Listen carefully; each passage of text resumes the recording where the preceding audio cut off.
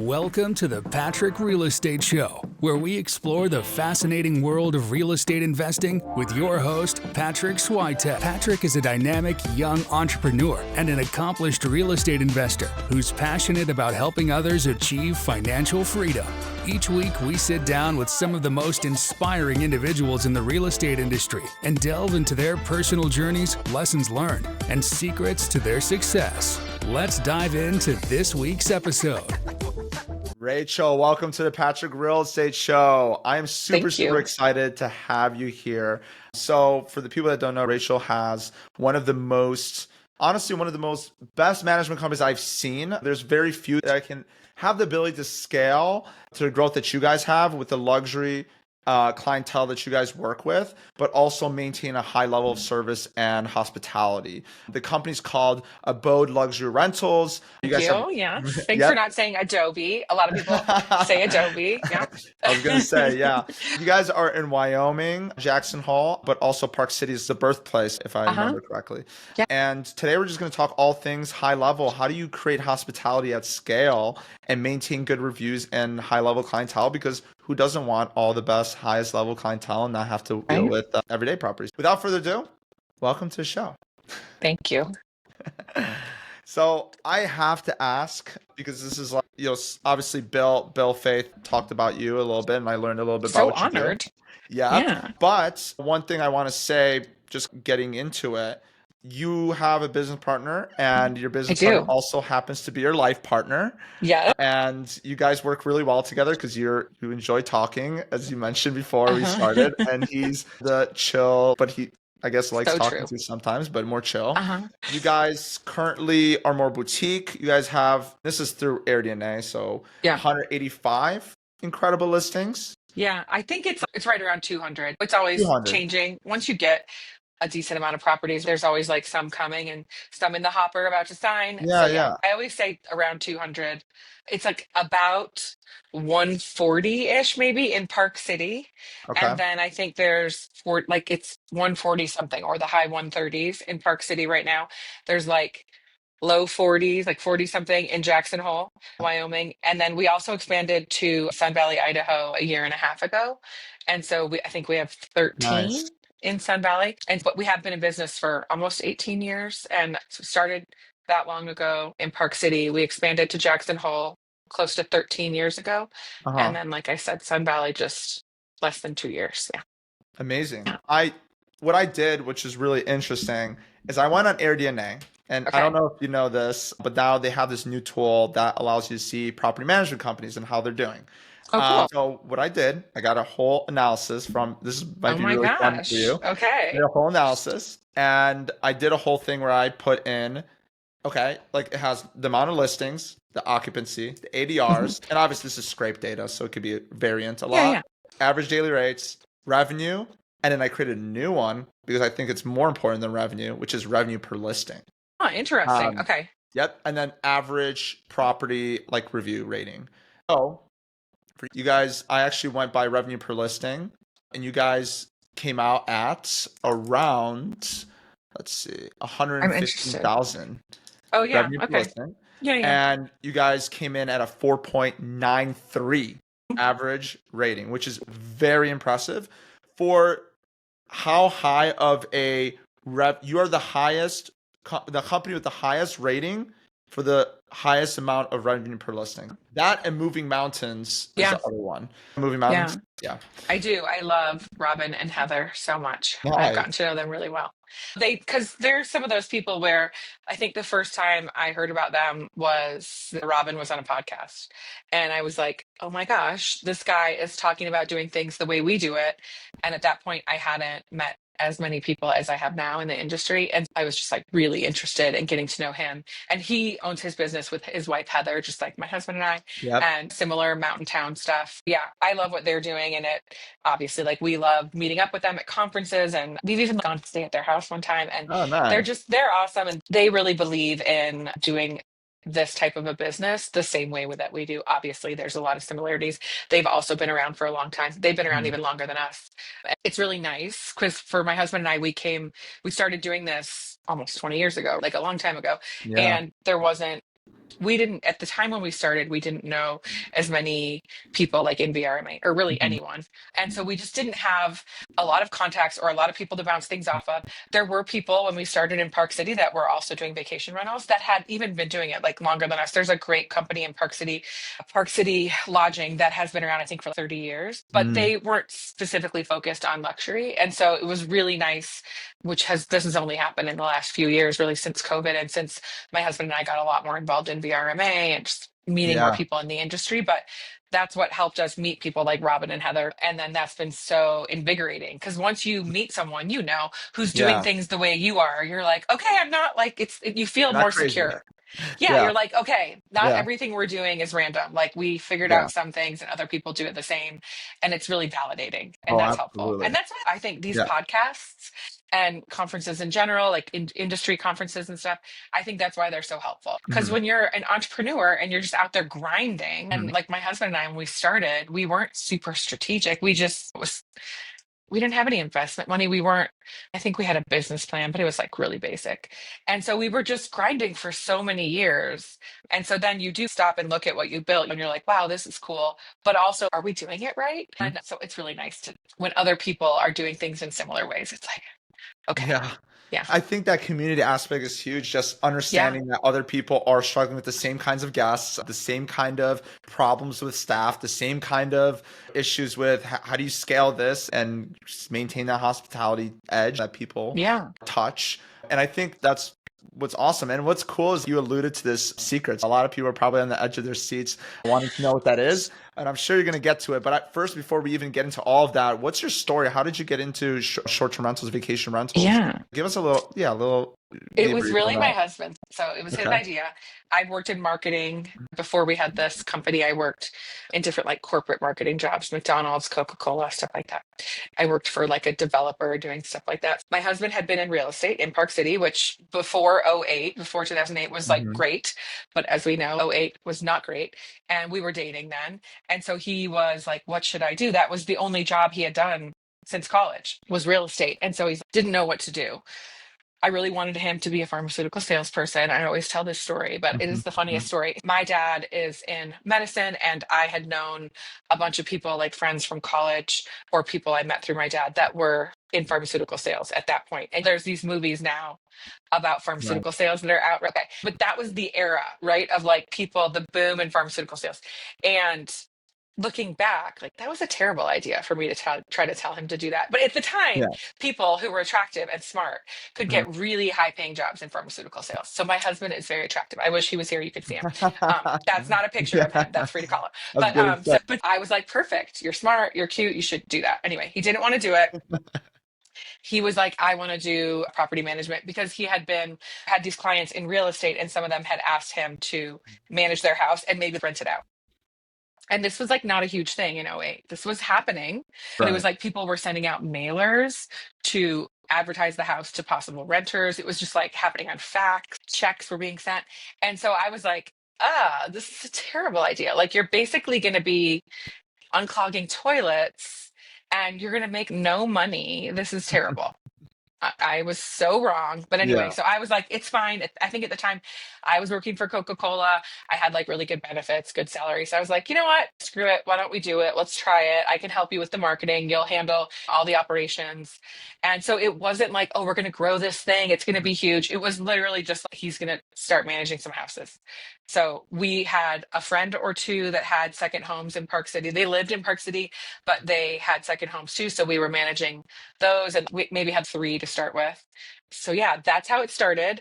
And then like in 2010 we got married and in 2012 we had our first kid. And so Rob was really like boots on the ground. We had no investment. Like Rob and I don't have trust funds or no one invested in our business or anything. So we were just grinding away, bootstrapping, growing organically, slowly.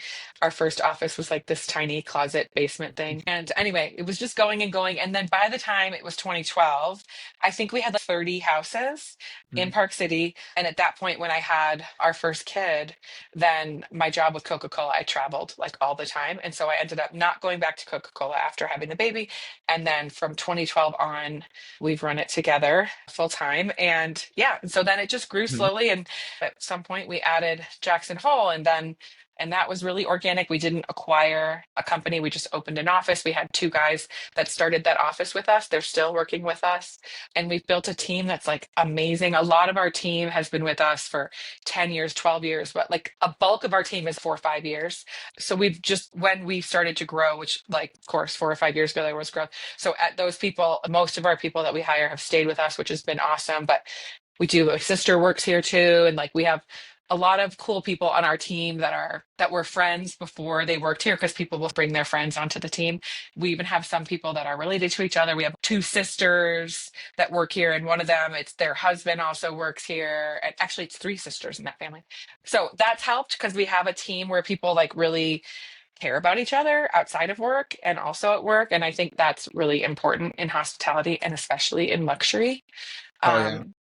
Yeah. And so for us, it has been super organic, and let's face it, really good timing, like by accident. We did not, I would never claim that we knew what was coming. We had a vision, like we had a vision of managing houses. We did know from the beginning, we only wanted to manage really high end homes. And that was because our goal was that we did not want to be the biggest company. We were like, okay, look, because when I met my husband, when we were dating, he had a condo that it was like a second home condo that he was renting out. And he had it listed with a couple other companies that are currently in town still, but that were here then. Yeah. And I remember just thinking they weren't very luxury focused. They weren't offering like service with urgency. They weren't offering like concierge. So they were saying that it was luxury service. And this property that he had is right up. It's not ski in, ski out, but it's a walk across the street to skiing. So it's really good location, mid mountain at Deer Valley. It's a pretty luxury property, right? It's only 2 bedrooms, but it's a pretty high end property. And I felt like there was no service available at that time that was really offering high end service. I'm from Chicago originally. And so one of my first jobs. Oh, no way. Which part of Chicago? I grew up in River Forest, like by Oak Park. Ooh, you know? Nice. Yeah, I grew up in Glenview. Oh my God. Okay. We were rivals. So, okay. Okay. So we'll have to talk about that more later. That's exciting. So like I don't know. I had worked in personal shopping. That was one of my first jobs out of college. So I worked at Saks Fifth Avenue on Michigan Avenue in the private shopping place. And so and just from my life, like growing up and going to like really nice hotels and staying nice places and going to nice restaurants and whatever, I had experience with what high-end service looked like. I wasn't seeing that from the companies that were in Park City. So I thought, why don't we do that? Let's manage nice houses, only manage homes that are like on average-ish $1,000 a night and up. And some of our stuff like in the summer is less than that, our average. And let's just not manage tons of homes. Let's just pick some really great homes with great homeowners and then just provide really high-end service, right? Because if you aren't making someone customer number 272, maybe we can do a lot better. So that was always the model. And so we've always only worked with homes that are of a certain caliber, which sometimes has to do with their location, if it's ski in, ski out or whatever. Sometimes it has to do with the size of the house, a house that's maybe not as easy to get to ski access, but it has 7 bedrooms. And so, so we've just stayed with that focus. And like I said, we did expand to Jackson Hole. That was organic. We had my husband, his brother had a friend that talked to us, and that ended up being one of the first 2 guys we worked with. And then in Sun Valley, we ended up having a homeowner in Sun Valley that has one of the most amazing homes there. It was a home that the DuPont family had built. And then Brooke Shields, I think it was Brooke Shields, am I getting that right? Had it after. And then I think they bought it from her. And so it's a really cool house. It's big, but it has a lot of mystique to it. And so that homeowner was friends with one of our homeowners from Park City. And so that guy had reached out. He was like, would you ever open in Sun Valley? And we were like, maybe. And so that's how that happened. Yeah. So it's been a wild ride. I will say this though, because I know you discredited yourself a little bit. You said it was lucky in some facets. I will say that I've heard this from somebody one time and it stuck with me. Somebody asked me like, how many people are working on sales for your company, right? And I said, it's just me and my business partner, Josh. Like we're the only 2 doing sales. And they're like, that's the wrong answer. You have 100 properties. So you actually have 102 people working sales for you. And I said, what do you mean by that? I said, word of mouth, right? If you do a good service, and you provide a really great service, people will come, but that's your best cheerleaders are going to be the people you work with or your clients. So I would say, once again, these referrals happen because there's trust built. that you would get Yes. able to provide that same level of service to these places. So I won't discredit that. No, I, it's true. yeah, Consistency is yeah, everything, man. Oh, and in yeah. small towns, managing Small properties, town. whether it's a mountain town or anywhere, I We're from a always say small that. town too, so it's word of mouth travels Yeah. fast. And when people enter the Yes. market and they screw people over, like everyone knows about it. Yes. So yeah, 100%. 1000%. So it's so important. Like I've always felt that no matter what, in any situation, like even if we have a customer in some way, it doesn't like it goes south for whatever. It's like we always have to make sure we do the right thing. We follow our morals, our values. Like we have to, Oh yeah, even you have a blow up, something happens. It's like, all right, we have to get back on track, make sure we're doing the right thing because every choice that we make, if we go the wrong way, we're cheating someone or we're even if we're like by accident something happens and it can look it's no we have to be really yeah, careful because this is a 100% optics. billion percent a trust, right? Like the homes we manage, the value of these homes is like 1.5 million, more likely like two, starting Yeah, up to $50 million per property. So yeah, that's insane amount of really trust people expensive. put in us to like hand us this property to take care of because a huge part of our business is taking care of that investment, Mhm. maintaining it or making it better. And then there's the whole aspect of renting it, taking care of that guest, but also making sure there's no damage and all of that. And so it's just a huge amount of trust that people put Yeah, into us. So we have to really take that seriously, which sure. obviously we do. But yeah. Yeah, I want to ask you this because obviously gathering inventory is one big thing, right? And you mentioned that you guys focus on luxury straight from the beginning. There's really Mhm. only two ways that there's two big ways that people scale, and I've seen scale, which is, hey, either take on anything you can and then level up the properties that you have over Mhm. time, and or just start with only the best and don't veer away from that and just focus on that. So I'm curious, do you think it's limiting you by just focusing on the best when you're just starting out, or do you think that's the way to go? It is, yeah. And I would say there was a couple properties that we would take on, like it was a friend or it would be a homeowner that had like three houses. One of Mhm. them was great, the other two were okay. And in reality, there's a lot of self-selection that goes on too, because really, because what we do is really specialized, we Mhm. market in a really specialized way. So we're not marketing to everyone that wants to come stay in Park City or Jackson Hole or Sun Valley.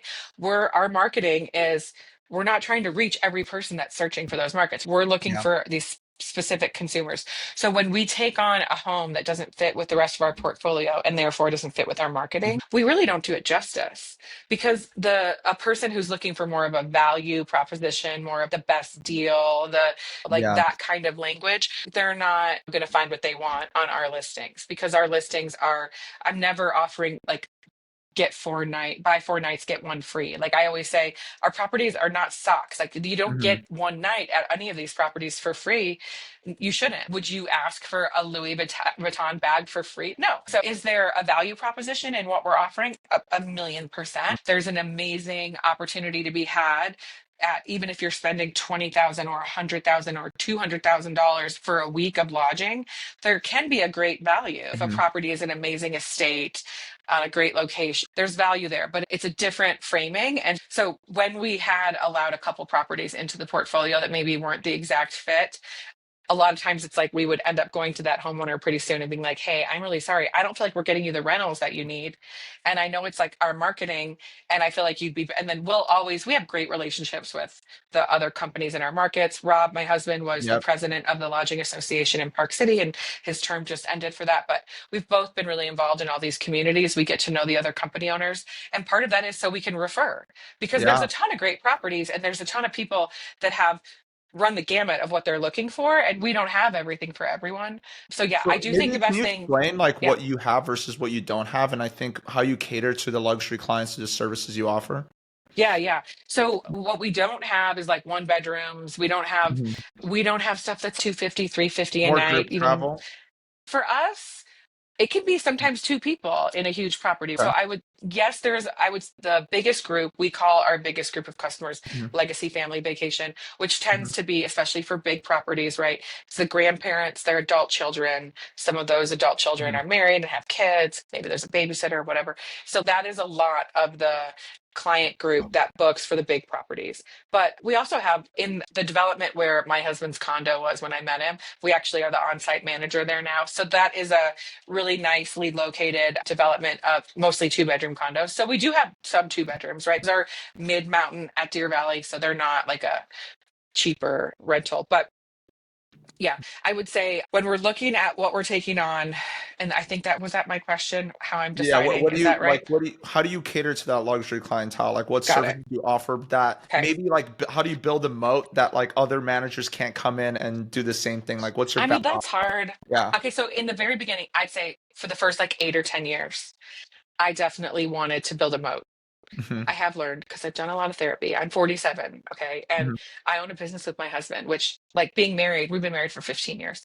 Being married for 15 years and running a business together that whole time. It's a lot. That is some shit. Yeah. And that does not happen without a lot of work. So I will say I have grown as a person. And I think in that there's a lot to be said about like how I feel about competition. So I used to be really scared about competition. And now I do feel like, look, there's room for everyone. We're excellent at what we do. And our potential clients are going to either get that or they're not. And I don't have to worry about it. Most of the time, if we talk to someone and they don't work with us, they end up coming back to us later. Oh, Hmm. hey, because you know what? We've just been doing this a really long time and we're great at it. Not because we're geniuses, but because we Hmm. already made so many mistakes. Not all the mistakes. We have a lot more mistakes to make, I'm sure, but we've made so many that we've been able to learn from that we can do this well, and I know that. So I would say I try not to build a moat around what we, but I think having experience in what you're doing is really Hmm. important. Now that used to be different because in vacation rentals there used to not be awesome software. There was Hmm. not like conferences, you couldn't connect with people. So you really needed to put in a lot of years to figure it out because there was no other way to get good Right. fast. Now there's great software, there's great connecting, there's great learning. So I think you can learn faster, but I do think a couple of years is helpful in anything that you do because there is just that curve in the beginning Oh and yeah, for confidence, right? You sure. have to have confidence that you know what you're talking about. And of course, we can all fake it till we make it, but there's a difference. And this is so true in real estate and everything. Hmm. Like you finally really get your market, you really get what you do. And so that comes across, that confidence comes across to people. So I do think some time is necessary. Now, for us, I think, like I said, the trustworthy piece is really important. So I think the fact that Rob and I are very involved in our business and that we're able to Hmm. speak to people, also having a team that is they have some longevity, that we don't have a lot of turnover, I think that's a really interesting differentiation point. And then I think for us, like something that's been really helpful, and I don't know if this matters as much anymore. It's in some ways I think this matters more, in some ways it doesn't. We don't have any investors, right? So Rob and I, Yep. this is our business. We built it from Hmm. nothing. We never had any. We don't want to take any on. And so we can make decisions with our homeowners and our guests to do the best thing for those clients on either side. And we're not being hindered by some P&L that someone's Oh holding me yeah. to. Of course, I want to hold myself to a P&L, but we have this ability to customize Right. things and to be like personally caring about what we do without feeling like someone's going to come down on us and be like, why did you do that? So I think that's been really helpful. The mom and pop shop is a huge differentiator for us. Oh, And, for you know, sure. some people could look at that as a negative thing. Maybe it sounds like we're not tech Yeah. enabled or like we're using carbon copies or something. Yeah. But I But think times also, yeah, 200 a boutique shop, right? Do you ever get right. pushback that says, "Oh, you have 200 properties. Why are you going to take care of mine better than anybody It's else's?" yeah, it still You feels so know? small to me. It's Yeah. weird. I remember we thought we'd never have more than 50. Then we thought we would Hmm. never have any more than 100. It was like no more than Yeah. 100. That's it. One in, one Yeah. out. But adding markets has changed it a bit. And so I think even having around 150 in Mhm. Park City is crazy to me sometimes. But the thing is that a lot of our homes have been with us for a long time. And in Park City, there's companies that manage three, four, 500 properties. There's a lot of inventory in Park City. So I don't feel like a big company in Park City. In Jackson Hole, there's That a makes sense. company that manages 300 and something. There's some really great companies in Right. Jackson that manage a lot, over 100. So we're still small there. In Sun Valley, same. There's some big within each market. We're definitely boutique. When you look at the whole picture, maybe not, but I have to say, like, we definitely still run everything the Mhm. same way, which Do, maybe is that do good or all your bad? owners have like your phone number? Yeah, okay. So this Okay. is new that I don't talk to the homeowners myself constantly or Rob. Mhm. It's within the last couple of years, but Mhm. we've always had a homeowner relations team, Yeah. but we now almost all communication, even business development, like homeowner acquisition. There's a gentleman named Miles on our team. It took me 2 years, like literally, of thinking through and like working with him to allow him to have those conversations Mhm. with new potential homeowners. But he's amazing and everyone loves him. So yeah, Rob and I do not regularly talk with our homeowners all the time, although a lot of them do have our info because we've worked with a lot of them for this whole time, or a majority of the time. So a lot of them do have our info and text us and call us. But my sister is one of the two people on our homeowner relations team that, or Nice. actually three people that talks with homeowners. So like most of our homeowners now, and they know this, they were talking with me and then they were talking to my sister and some other people. That group has stayed really consistent so that the homeowners have consistent people. And I think homeowners started to be happy that they had additional people to talk to, because Rob and I might have just been busy. And so now Yeah. there's people that their whole job is dedicated to that. But yeah, I think it's important for the people that own the company to be connected to what's going on. This gets hard because there's a lot of people that say, as you grow, you need to build a team with management and Hmm. director levels, which we've done, Hmm. where you're not in every single day-to-day conversation. So it's, yeah, but you want to be. Right. But yeah, I think we don't want to grow like super big, and we're not looking to expand to a bunch of markets. We talk to people, come to us all the time about different opportunities, and currently we're not like all over anything super seriously, but I think our goal is just what it's always been, which is just to keep doing what we're doing and make sure we're doing a really good job. And at some point, it's how much do we need, right? Like Hmm. this business is very lucrative. It does really well. It allows us, we have 50 some people working for us. Everyone has full benefits, dental, vision. I pay for Hmm. therapy for my team. We have like amazing perks for our team. We have like massages and Hmm. all kinds of stuff. And so that's great. My husband and I have been able to build a living where we can raise our family in Park Hmm. City. And we have a 12-year-old, a 10-year-old, and an 8-year-old. So cool. And so for us, we're not usually super focused on what's the big growth thing, because revenue wise, like it's good. But the truth is, we've always thought that, and it's just grown and grown way more than we ever could have planned. So I think sometimes maybe not being too focused on Hmm. some big plan and just making sure that you are doing all the right things and continually solving problems, making better processes, doing better, having your team be happier, keeping your homeowners happy, and making the guests feel amazing and come back 3, 4, 5, 6, 7 Hmm. times, then that continues your growth right there without having to even be Oh, for super focused sure. on it. Yeah. Yeah. I think going back to what you talked about when you met with Moving Mountains, I forgot the Mhm. name of the people. Robin and Um, Heather. Yeah. Robin had it. Yeah. Yeah. When you met up with them, you said that there were some similarities between the things that you guys are doing. Just for reference, Movie Mountains also has a 4.93 average. They have around 225 listings, but also have lower occupancy but higher ADRs, just like you. You have like around Uh-huh. 50% occupancy, like Yeah. $2,000 a night ADRs. Uh-huh. So knowing this, what are you guys doing correctly? What are those indicators that you notice that are the same around you guys, and you think that attributes to the high rating at such a high level with such high end clientele? There's a lot of things like you have difficult guests, especially like when you pay a lot of money, you demand a Yes. lot more. Yeah. But you also have difficulty of Airbnb and the position and all these other platforms like how much so much harder to get good reviews. And there's other managers that have a 4.33 at that level, and you're doing so well. So what do you think is the secret sauce?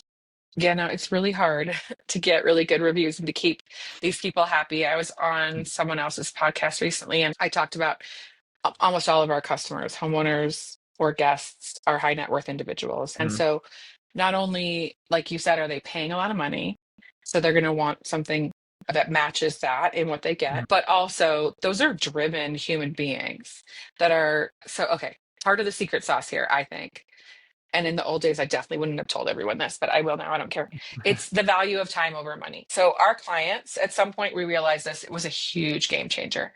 Our clients, homeowners and guests, but let's just talk from the guest point of view, even if they're spending $80,000 for the week, they can make that money back in, I don't know, an hour, a day, right? Like maybe a week, but like they're definitely not saving up. They're not saying, we want to take this trip to Jackson Hole and let's start saving. That's not how it goes. So it's really not the money. They only have a certain amount of time with their family. They probably work a lot and maybe they control their own schedule, but even with that, they're very busy, overscheduled for sure, the whole family. Mhm. And so in order to get time to go away and spend time together, that is what they cannot get back. That's what they're saving up for all year.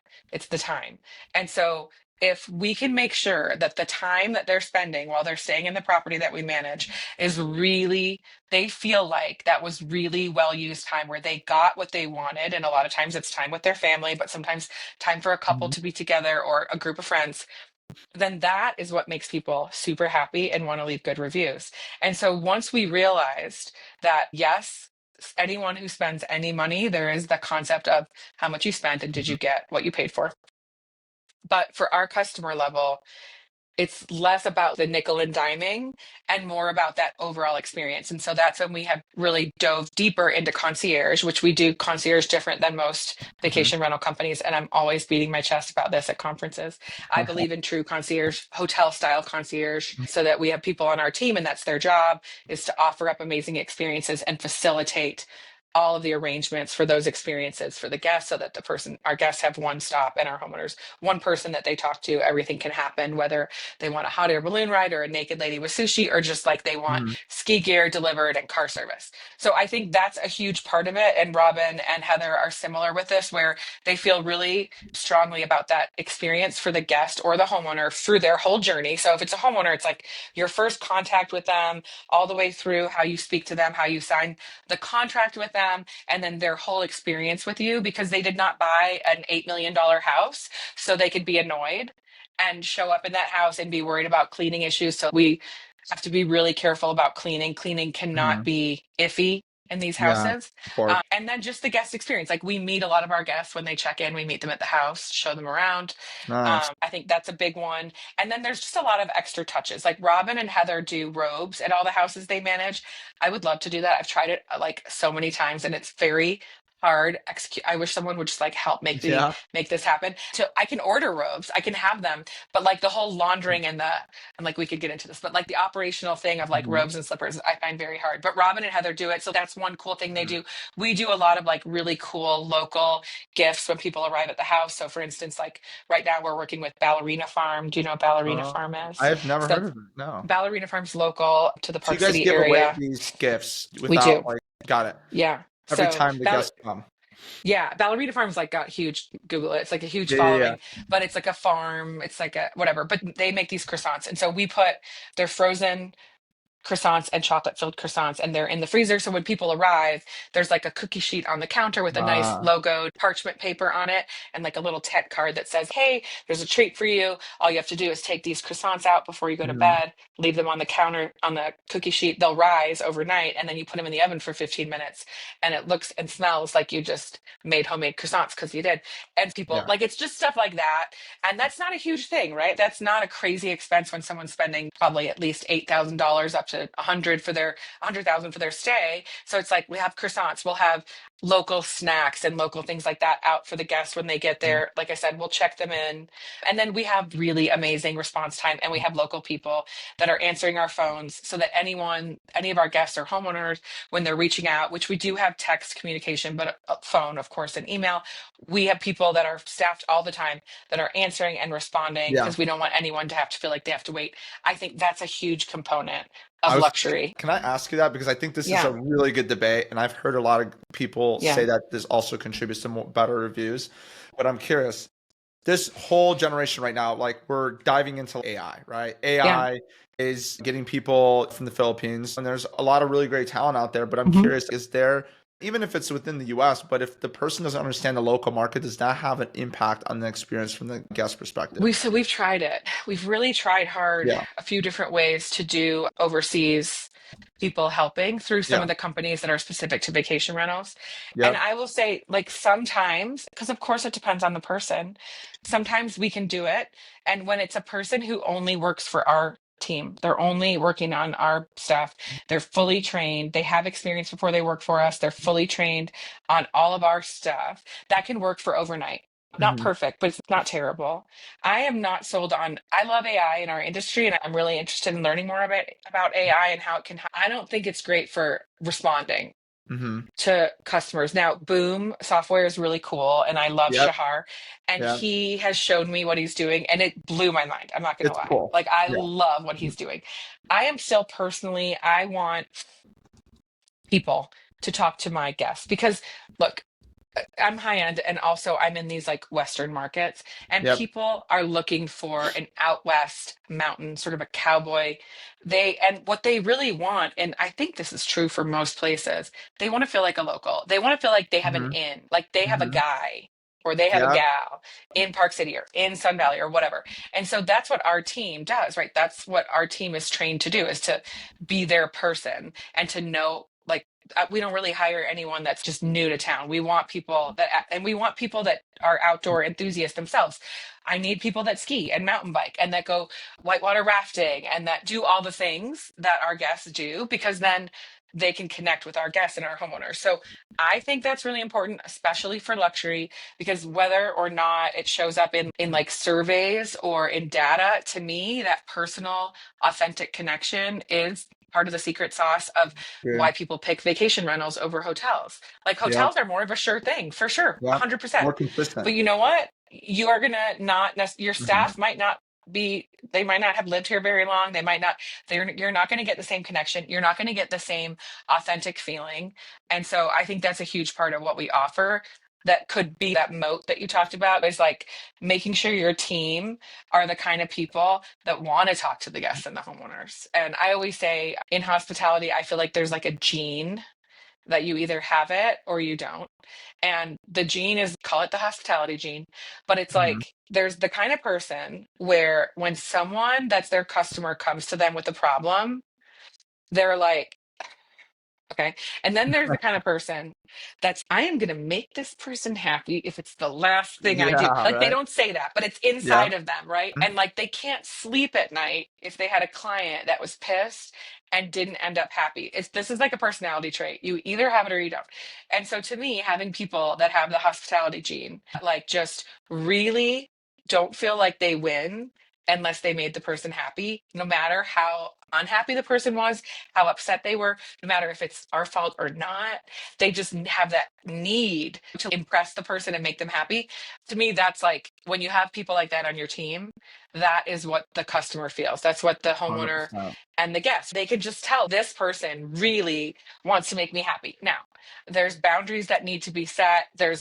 Like I always say, this business is just literally, if you Hmm. want to say that it's like property management, marketing, blah, blah, it's really just human psychology. It's just like a giant, it's, what is that? The Squid Game or something. It's like, that's Hmm. all this is. It's the Squid Game. Okay. Like it's Yeah. human psychology and we have to manage. So there's a lot of factors, but I think if you boil it down to the hospitality gene, it's really helpful when there's people that are answering the phone, answering email and text, that just Yeah. really want to be like, yes, oh, yes, I can do that. Oh, I really want to. And even if someone's, it's way too hot in here and I'm from Florida, I'm used to air conditioning. And you want to be like, you're not in Florida and you came here to get away from Yeah. Florida. But instead, if someone's, oh my gosh, I'm so sorry. Let me see it's just, Yeah. yeah. How many So it people do comes you hire across. for how many properties you have? How many people do you hire? Because it's 24 service, right? Like Uh huh. 24/7 service. Like, how Yeah. do you really build a team like that? It's hard. It took a long time. But Yeah. no, we have, like I said, there's some people that have been with us for such a long time and they get it. So in Park City, there are four people that are on guest services. So those are four people that are answering texts, emails, and the phone. And then there's also a concierge, full-time concierge. And we had two, and we have one now. We're bringing another one. So we'll have two full-time concierge plus the four guest services, which for us, guest services is like just responding all the time. And then there's someone overseas as well for some of the overnight. And Got it. then we have eight what we call operations, but they'd be like field operations, you could call that. So they're the ones doing inspections, checking houses. Mhm. That's another thing with luxury. That's a trick of the trade Mhm. here, is the inspections. You need way more inspections than you need. Oh, So we check we every week for sure. we do But between every guest stay. oh Like yeah, we yeah. do Okay. So insane. I Yeah. check every house every week, whether it's occupied or not. Yeah. But then so after a guest leaves, inspection before the cleaning, because I got to Yep. see if they left anything and I got to find any damage. The cleaning happens, then a supervisor from the cleaning team does an inspection before they close out the cleaning. Then my team gets scheduled. We use Breezeway. So then they get automatically scheduled. One of my ops guys goes to Yep. check after the cleaning. Then we have a midweek check. We do checks if it's not there, if it's not occupied. Then we have a sus. So prior to an arrival, let's say there was Yeah. someone checked out, it got someone checked out. Then it had an inspection. Then it got cleaned and had the supervisor inspection. Then during the middle of the week, there's a sus. So that would be like, okay, that's set it up for success. So go in and make sure like everything's, check the Wi-Fi again, check the light bulbs, maybe like we're doing all the regular check, but just make sure everything's stocked, everything's good to go. Then there's a pre-arrival inspection. So then we go over before the arrival, turn on the lights, turn on some music, make sure all the goodies are out, get everything ready. Then meet them at the house, check them in. And we don't meet every single person. A lot of people, especially after COVID, we used to meet every guest. And then with COVID, it just got blown up. Because a lot of people, even after we were able to meet them again, a lot of people are more like, oh, you don't need to meet us. So we try to meet everyone when they check in because we can show them around, show them the trickiness with turning on the gas fireplace or how to not put the hot tub into eco mode by accident. People do 200 houses for all these inspections, or it's not adding up. Oh yeah. So remember Park City, that's Park City. Sorry. So Gotcha. 100 and whatever, under 150 in Park City. Yeah. Yes. And yes, those are the 8, which there's so also only 8 do arrival inspections, midweek inspections, like all this stuff. And they show guests around the house. And guest services also will check guests in. And it's not every check-in because a lot of guests don't want to check in. So what we'll do is if they don't want us to meet them, then we'll try to go the next day. And just because I actually want, because the homes I manage are really high end, I want to see every group of guests. And we like to tell them like, hey, we're going to meet you at the house. So we make sure I could never have a group of kids checking in, or I could never have, I don't know, someone books a house and someone else comes. I can't have that. I got too much risk. And so we like to check people in, not only to give the homeowner a sense of comfort. I'm going to see the people. Okay. Don't worry. I'm going to check. If it's weird, they got to go. Or if they have a dog, they sneak a dog. I'm like, oh, we're just making sure everything's okay. So anyway, we try to check as many people in when they arrive as we can. If not, we're going to pop by and be like, are you good? What can you bring them, like a bottle of wine or something? So there's that. And yes, you know what? We have a very tightly run ops department. So we do have a director and then 3 managers and then our ops department. So there's more than 8 because there is the management system and there's some auxiliary people that are like helping handle. There's like some cars that our team can use. So there's some other functions. So then those people can also jump in. We also have a team in Park City because we're the on-site manager at that development that I mentioned. And so there's a manager and some guest services there. So they're able to help with those properties, which is like 30 properties.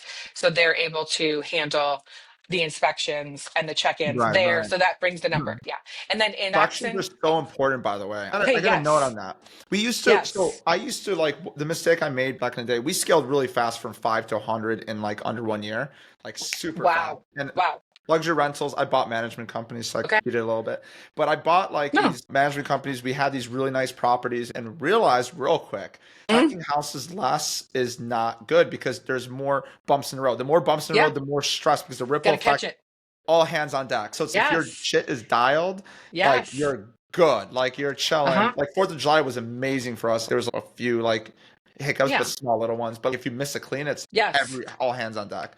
So 100% agree with you. And I think the arrival inspections are literally like the best thing we could have done, inspecting on cleaners too. Because a hair will fall out of the air onto a pillow or in the bathtub. And you know, a bug will get in. It'd be like it'd be clean when it's empty. So it's like those things. Or I've had a mouse in a toilet. So it's like because I don't know, these are huge houses. Like stuff happens. So it's like you have to get there.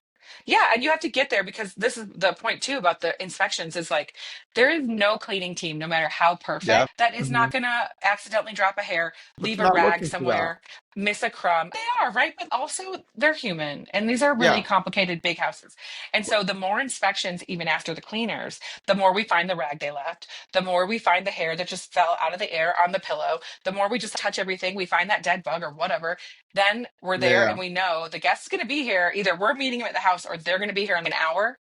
And I know because I've always said this is another secret too, that if the guest gets to the house, like if they're happy, that review is decided in like the first 10 minutes. Because let's just say mom books the house, she's spending, let's say 20 grand. It's money. It's a lot of money. And like her whole family they're excited. They're looking at the pictures. They're like, I can't wait. So if they walk in the house and they're like, there's a hair on my pillow. It could literally be that small. Or the grill is dirty. Then it's, and then she's, oh my God, she feels like crap. She feels like crap for making a decision. And it's also confirmation bias. Because the moment one thing goes wrong, you're like, what else is wrong? Let me look on the bed. Let me look here. As opposed to like, confirming the The fridge positive. smells, the Yeah, blah, like this door handle's loose. And so it's exactly. like if they walk in and it's, oh my God, this is Yeah, as good as the picture. This is better than the pictures. yeah, I didn't even know there was a deck off my room. Like this, oh my God, did you see they left the fireplace on? Then it's, yeah. so if they get in and they're happy, then the rest of the time, let's say, I don't know, Junior overflows the toilet or whatever, and Hmm. they're calling me. They're like, hey, we love you guys. The house is amazing. Yeah. The See? toilet's overflowing. I don't know why. Because of Yeah. course, no one ever knows why the toilet's overflowing. We're like, no worries, we'll be there while you're gone at dinner. We'll clean it up. And they're like, okay, we love you. Yeah. But if they got there and they found the hair and then they decided that, I don't know, the oven looks old or Hmm. whatever, and let's say something stupid happens, they have trouble using the door handles because you have to lift the door to lock it and that's annoying them, then we're getting like, you know what, we can't lock the door, we're just leaving it, we haven't Hmm. been able to lock the door the whole time. And I don't know, like there could be anything that's not even a thing, and now they're Right. so Right. mad. And it was just literally because of that first. One So to thing. me, it's that's another secret, How do right? you It's like, nail that? Is that like, do you do that with gifts? Like, what do you, how okay, do you yeah. nail that one Yeah, so I secret? do Like, think leaving cool yeah, stuff, does that that help? ballerina farm thing, that's a lot of Yeah. people know what that is because it's like big Hmm. on social. So it's a ballerina farm. Oh, cool. Yeah. And then so there's some of that, and there is people travel. We're fly to markets. So they are always tired when they get to us. So it's Yeah. I love having food and snacks. And we used to try fancy stuff, but they like chips and chocolate and just whatever. So it's give them Mhm. something so they can eat, make it it's nice to meet them at the house. So especially if someone's emailing or contacting us while they're traveling and they seem annoyed, we really want to be at the house. Bring them gifts, even more than usual. Meet Mhm. them, show them around, help them calm because people maybe are going to be agitated from the travel. So I think Right. meeting Right. people at the house is really good. I think connecting with them, being really responsive if they get there and they're like, I don't know how to use Hmm. I don't know, the garage door or whatever. It's, Yeah. oh my Yeah. gosh, we'll be right over. We'll show you in person or whatever. Hmm. I think, okay, but to make it easier, the gifts are really important. If you can check people in, that's a hard one. But as much as you Yeah. can, that helps. And not everybody wants that. I think making sure your cleanings, so doing that's the secret to cleanings is the inspections, more Hmm. inspections. So just make sure enough people laid eyes on that puppy that it is sparkling, gorgeous, ready. It's like a movie set. Yeah. Every pillow is chopped, every whatever, the bedspreads are pulled tight. So they walk in and it's like a beautiful, serene hotel feeling, but more private and whatever. And then it's, I think that's the review magic. That's a lot of it. I There's a think lot you're more, but right, though. yeah. I think people try to overcomplicate, but doing that. But I think the hard part is doing that at scale. The ops. I think Yeah, that's the it secret is. sauce. How do you have enough Like personality? yeah, Go on, sir. Breezeway has Hmm. been great. Oh, Breezeway we love is like Breezeway. my Yeah. religion. Yeah. Literally. Like Breezeway, once we got that, it's been some years now, but wow, we love Breezeway. Yeah. And to me, like having a process, we have an amazing operations director and three amazing managers that have helped us really fine Hmm. tune so that we have team members that feel really supported, that Hmm. have really nice processes that we're always trying to make better, that they have a lot of resources at their fingertips. We do a ton with Hmm. company culture. So they are allowed to make choices on their own. They're not like robots. They get to make the call when they need to. So they have this ability to help the customer to solve a Yeah. problem if they need to. I think all of that plays into it too, because yeah, that's a lot to ask. It's a lot of inspections per day. But the other thing is like when our team, they've been with us for a long time, they can really knock stuff out pretty quick. They've got Hmm. these checklists. They know how it all works. They have a way of not missing things. They have each other's back. So we Yeah. can like Yeah. rotate zones so that they don't look at the same thing every day and get sick of it. There's a lot of operational stuff that can help make 8 or 10 people really efficient to do a really good job. So there's that too. Yeah. Yeah, 100%. I couldn't agree more. I Yeah. think the gifts, the little touches, the understanding local aspect of things. I'm just Yeah. curious, like when people might be looking at this and asking, that's a lot of money to have to hire somebody full time just in the States to do boots on the ground stuff. I'm curious, like from a financial standpoint, does that Mhm. ever deter you from, oh, like maybe I could save money, or is not worth it at all in your mind? Like that trade-off No, is beyond not worth it. Like the it's, value is there. yeah. Like I said, look, because our Mhm. rentals are expensive, like our business makes a Yeah. lot of money. So I would say I understand if someone has less houses that they're managing. I remember when we hired our first person, Rob My husband Mhm. hired them. He made that choice. Like we had talked about Yeah. it, and then he pulled the trigger, and I was so mad at him. It was $8 an hour, part time. It Yeah. was just like this kid to do some of the running around to do stuff Hmm. that Rob had been doing himself. I was like, how dare you hire? We don't have enough money. So I totally get that feeling. We Hmm. so slowly grew our team. And I would say when you hire the right people with that gene where they really want to Hmm. do a good job, they're detail oriented, they care. There's people that care about, they think about the guest that's going to come and experience what they've just set up, and they care about that. And then there's a lot of Yeah. people that don't care. So if you get someone that cares, then that's going to be a million, you'll never regret it. They're like, so I would say we have an amazing team. I do not regret any of them. They all ask for raises all the time. It's crazy, but they get it. And they Hmm. also we have a masseuse that comes to our office every other week, and everybody can sign up for Awesome. massages. We have all kind of crazy stuff we do. So basically, what I learned is that it's definitely normal to be afraid of hiring people and taking on that cost. 1,000,000%, that is how you will keep your customers, your guests come back year over year. Your homeowners will love you because they love your team. So if you hire good people, you're growing your business. It's another brick in the wall of building your business. And when they're good people, you just never ever regret it. And I'm not saying we've only hired good people and we've never had to Yeah. let go of anyone or no one's ever quit. That's not true. Yeah. But once you can build that good strong team and you have values that you can all agree to, I do think you don't regret it. And Mhm. sometimes, look, we have massive overhead, right? We have a big team now, Right. and so that means we have to keep the company at the level that it's at and grow Mhm. slowly. And so I think that's a lot, and it's more pressure than what we started with, but it's so incredibly worth it because all these people that I work with now are amazing. I want to keep the business going so that Mhm. they've been with us. A lot of these people are getting married, they're having kids. Yeah. I So love nice. watching that. And so it's no regret. Does it mean that we have to continually make sure that we are more efficient, that we Yeah. have good profitability, that we can grow the revenue? Of course. Yes, of course, we have to do Of all course. that. But it feels so much more, I feel so much more You. motivated to do it Yes. because it's my husband and I have built the business to a place where it supports us nicely. And I'm not worried that, I don't feel like it's like, how much more do I need? But Yeah. yeah, do I Yeah. need to keep the business going to support the overhead? Yes. But it's been many years we've been doing that. We can do it. And yeah, I guess it changes your motivation. Right. Um, but in a 100%. good way. I think it's a good way. No, Yeah. 100%. I agree. But Yeah. I'm all in support of it. I just know that there's some people that Or hard when you're starting out. scary. Our overheads for me, it's a lot right now, but Yeah. it's a six-figure overhead per month, a lot. But yeah, I totally get it. Like long term, it's going to be worth it. It's Um, worth it. It's yeah, totally worth I swear. And yeah, the more, trust that you build in your community, that you're just building like longevity, stability. And of course, like there's attrition and there's shrinkage and you have to for sure, keep up. But it's easier when you have a better team too. 100%. Yeah. Cool. I'm gonna just wrap it up with the last three questions I just asked everybody. Okay. Just I'm gonna rapid fire them at you, and then one of them is gonna be Scared. special just for you. Okay. The first one is, what educational resource do you think was most contributing to like understanding and knowing this industry more than anybody, just understanding this industry or Okay, it's any two in your things life? like therapy. Therapy, I swear, because this is an Therapy. industry of Yes. psychology. I don't care what anyone, this is Yes. really unique. Humans.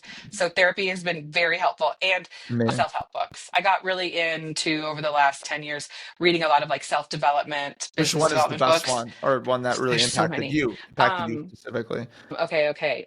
Delivering Happiness by Tony Shea, who was actually Yeah. one of our clients and is a hugely inspiring person who passed away not that long ago, and that's sad. So Delivering Happiness and Tribal Leadership and maybe the Four Agreements. I don't know. I don't know, you probably don't know this about me, but I'm like a book fanatic. We have a library Oh in our wow. office we pay people to read books on our team, and it's a whole thing. We could talk about Wow. that later. But anyway, Love self-development that. books, I feel like they've really been so helpful for me. And so I'm very dedicated to trying to get my team to read them younger than I did so That's they can, I wish amazing. I would have learned all that younger. So I'm like, You okay, you guys develop do your it younger. team so much. I love Yeah, how yeah, much of you give to course. them, like beyond just financially. Like you give a lot, right? You can set their lives. You can change their Well, like this kind of completely. job takes a Yeah. lot. So I feel like we got to Hmm. give it back to them. You Yeah. have to.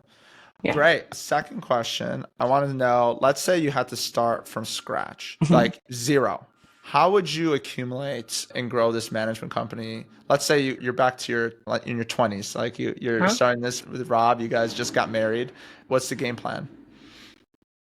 I think maybe the difference would have been having more forethought about the size of a company and the amount of Mhm. revenue that we could do per year. Because we never, I'm telling you, We can do like This 20 to happened. 25 million right now. And I think we could Mhm. grow that very easily. That's per year. And maybe I'm not supposed to tell everyone that, but who cares? And I feel like I never, ever thought for not even, no, Yeah, not at all. And so I that think would if I happen. would have known more about the industry and about the potential, that would have been really, that would have changed things in some ways, not every way, but yeah, we had no idea. Yeah. Wow. That's amazing. Thank you. I think that was great. Yeah. And then last thing, I'm just gonna ask, what are you excited about in the future? What's really something that Yeah. you're excited about or How many looking forward things? to? Okay, so I'm working on a book right now about Ooh, hospitality and I'm okay. loving it. Yeah. And Okay. then, Do you have any sign up link for oh, I previous haven't even like done that yet. Give me a little time. oh I'll get okay, to it. okay. I mean, I'll I'm get on to it. LinkedIn, but I'm not really talking about it yet. Let me just make Okay. sure I get the deal and then Okay. we can, Cool, yeah. cool, cool. And then there is an interesting potential opportunity in another market that it's very early, but that's cool. And then this is so weird and crazy. I totally shouldn't say it out loud. I want to jinx it, but there is this really small boutique hotel property that I have Mm. adored going to over many years. That it's where we hold our company retreat every year. It is the coolest place ever. And I've always wanted to buy it secretly ever since I went there Aw. because I was like, this place is amazing and I could do so much and it is the coolest. Can And you put it out in the world, Rachel? Do you want to I just mean, put it I'm out not there? saying it like where it is yet, but I will Just, say, like, just in the we world. are trying to work Happening. on, Yes. I've been manifesting it for a very long Yes. time. Yes. And it is now like we're in some talks, right? Because we haven't Amazing. taken any investment, like I said, but we would need investment to do this. Yes. And so that seems to be going pretty well. And so that's really exciting. And the truth is, without any of those things, like my life is really full with this business and my family and everything. Amazing. But any of those things or all of them might be exciting. Who knows? Nice. We'll see where We'll the world see. takes you. Yeah. Thank you so much for hopping on. Last thing, or people that Yeah. want to connect with you, how can they get in touch? Yeah, LinkedIn. Probably LinkedIn? LinkedIn's easy. So it's just Rachel, like the boring way, Rachel. And then All Day, which is like all day but one L. And the company is Abode Luxury Rentals. So anyone can get me on Not LinkedIn. My email's Adobe. It's not not, Adobe. everyone says Adobe. My email is Rachel, Rachel, at abodeluxuryrentals.com, which is B like boy, D like dog, luxury rentals with an S.com. So how about that's good enough, right? Yeah, that's amazing. Okay. Thank you so much, Rachel. You're awesome. Yeah. I appreciate you and you're a wizard. Keep it up and hopefully we'll stay in touch. We'll chat Yeah. sometime. And that's a wrap. Thank you for listening to the Patrick Real Estate Show. If you found this episode helpful, please give us a follow and leave us a 5-star review. Your support truly means a lot. And connect with Patrick in the show notes below. Until next time.